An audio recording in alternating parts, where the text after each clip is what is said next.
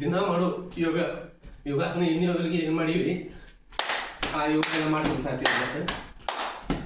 5 ನಿಮಿಷ ಒಳಗಡೆ ಯಾವ ಥರ ಫಾಸ್ಟಾಗಿ ನಾವು ಮಾಡಬೇಕಂತ ಡೈಲಿ ಮಾಡೋದು.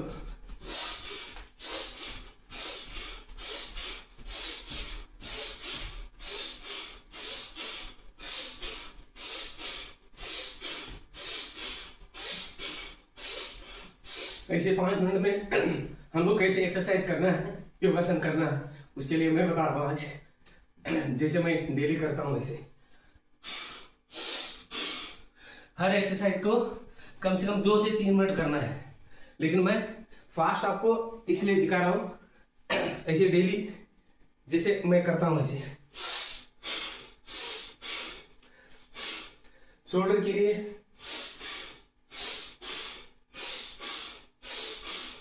प्रोजन शोल्डर जो बोलते हैं उसके लिए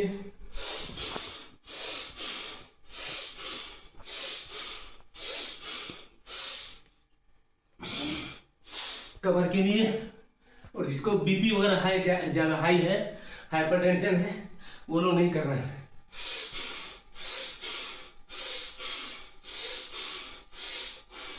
जितना हो सकता है आराम से भी करना है, फास्ट भी करना है.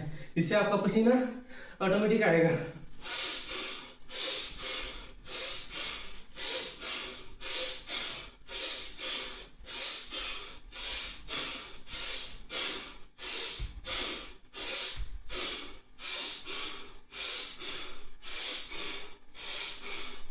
पैरों के लिए बॉडी पूरा स्ट्रेचिंग रहना है, तो सब करना है ऐसे. ये कंसंट्रेशन के लिए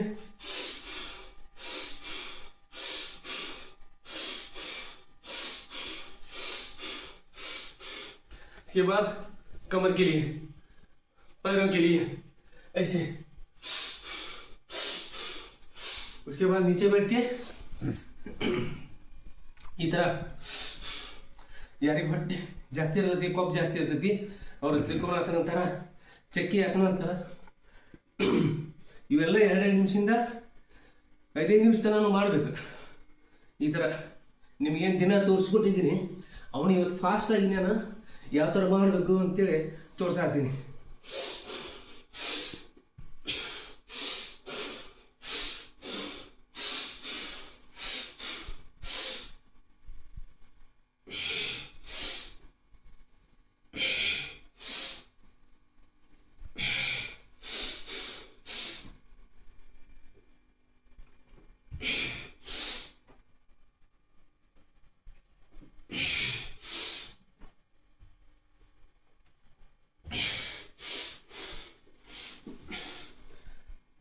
काल पैरों के लिए चक्रासन ऐसे.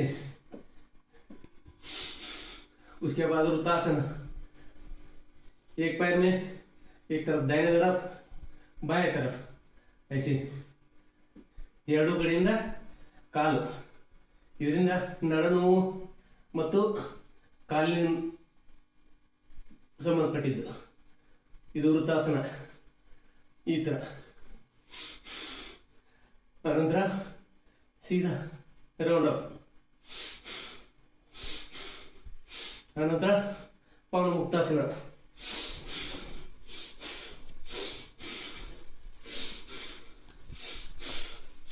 अनंतर 2 काಲು.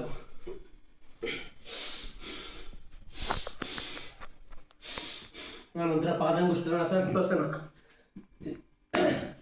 ಈ ಥರ.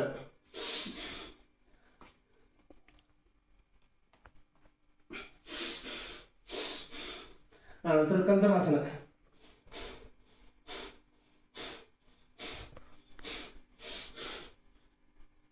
अनंतर नौकासन.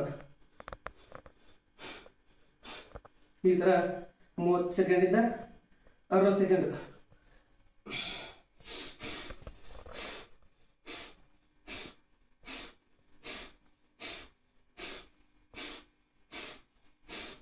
ಈ ಥರ ಮಾಡಿ अनंतर मर्कटासन, नरानु.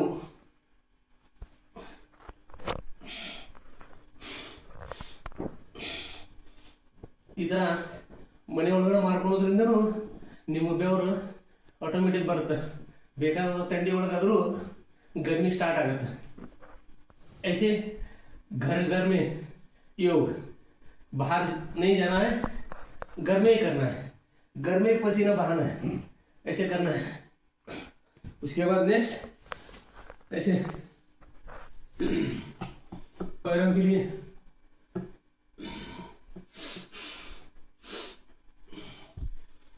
बंद.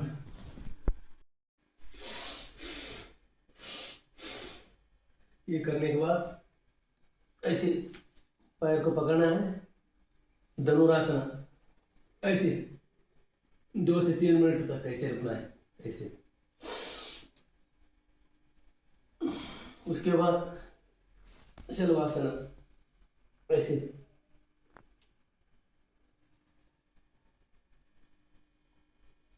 उसके बाद एक एक पैर में ऐसे शलवासना, ऐसे रुकना है 2 मिनट. इसके बाद पूरा पेट और पीठ पे जोर पड़ेगा, आपका गैस्ट्रिक पूरा ठीक होगा इससे. ये अदाದ ನಂತರ ಈ ಥರ ಭುಜಂಗಾಸನದೊಳಗಡೆ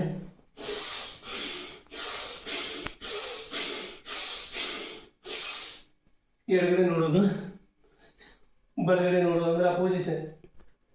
ಈ ಕಾಲಿಂದ ಆ ಕಡೆ ಇಂದ ಈ ಕಡೆ ಈ ಥರ. ಇದರಿಂದನೂ ನಿಮ್ಮ ಗ್ಯಾಸ್ಟ್ರಿಕ್ ಕ್ಲಿಯರ್ ಆಗತ್ತೆ. ಈ ಥರ ಇದನ್ನ ಮಾಡೋದ್ರಿಂದ ನಿಮ್ಮ ಗ್ಯಾಸ್ಟ್ರಿಕ್ ನಿವಾರಣೆ ಆಗುತ್ತೆ. ಅನಂತರ ಉಷ್ಟ್ರಾಸನ, ಈ ಥರ. ಇದರಿಂದ ನಿಮ್ಮ ಬೆನ್ನು ಮೂಳೆ ಸ್ಟ್ರೇಟ್ ಆಗಿರುತ್ತೆ. ಅರ್ಧ ಉಷ್ಟ್ರಾಸನ.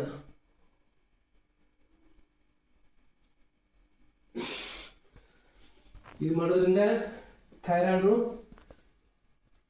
ಕ್ರಮೇಣ ಕಡಿಮೆ ಆಗುತ್ತೆ. ಈ ಥರ ವಜ್ರ ಉಷ್ಟ್ರಾಸನ ಅಂತಾರೆ. ಈ ಥರ ಮಾಡಬೇಕು. ಪ್ರತಿಯೊಂದು 2 ರಿಂದ 3 ನಿಮಿಷ ಈ ಥರ ಮಾಡ್ಕೋಬೇಕು. ಇವಾದ್ಮೇಲೆ ವಕ್ರಾಸನ, ಈ ಥರ. ಇದನ್ನ ಜೊತೆ ಕಪಾಲಭಾತಿನೂ ಮಾಡ್ಬೋದು. ಈ ಥರ ಕನಿಷ್ಠ 2-3 ನಿಮಿಷ.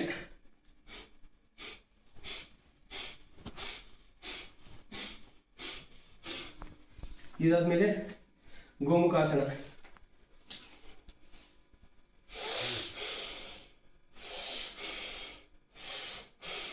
ಭಸ್ತ್ರಿಕಾ ಇಲ್ಲದಿದ್ರೆ ಕಪಾಲಭಾತಿ ಜೊತೆ ಮಾಡ್ಬೋದು ಈ ಥರ.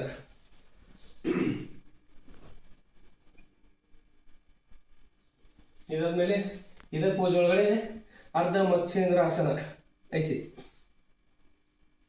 ಈ ಥರ.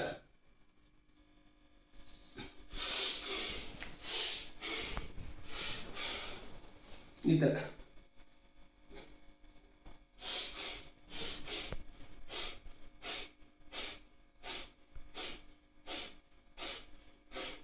ऐसे घर पे आप रोज करना है. इसे करने से आपका शुगर लेवल भी कम होगा, ऑटोमेटिक गैस्ट्रिक दूर होगा, ब्लड सर्कुलेशन अच्छा होगा. ये मंडूकासन शुगर के लिए बहुत ही अच्छा है. ये ऐसे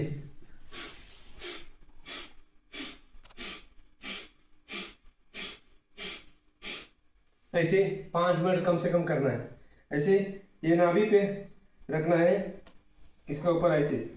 ये ಇದನ್ನ ಮಾಡೋದ್ರಿಂದನೂ ನಿಮ್ಮ ಶುಗರ್ ಲೆವೆಲ್ ಕಡಿಮೆ ಆಗುತ್ತೆ. ಇದು ಶುಗರ್ ಲೆವೆಲ್ ಇದ್ದವರಿಗೆ ಜಾಸ್ತಿ ಅನುಕೂಲ. ಕನಿಷ್ಠ 5 ರಿಂದ 10 ನಿಮಿಷ ಪ್ರತಿಯೊಂದು ಮಾಡ್ಕೋಬೇಕು.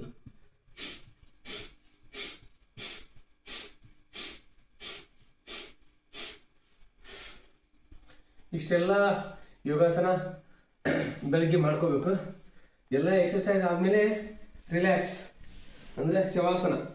ಇದ್ರ बिल्कुल शांत. ಎಲ್ಲ ಎಕ್ಸಸೈಸ್ ಆದಮೇಲೆ ರಿಲ್ಯಾಕ್ಸ್ ಆಗಿ ಆದ ನಂತರ ಆಮೇಲೆ 7 ಪ್ರಾಣಾಯಾಮ ಮಾಡ್ಕೋಬೇಕು. ಪ್ರಾಣಾಯಾಮ ಮತ್ತು ನಾಳೆಯಿಂದ ಮಾಡೋದು.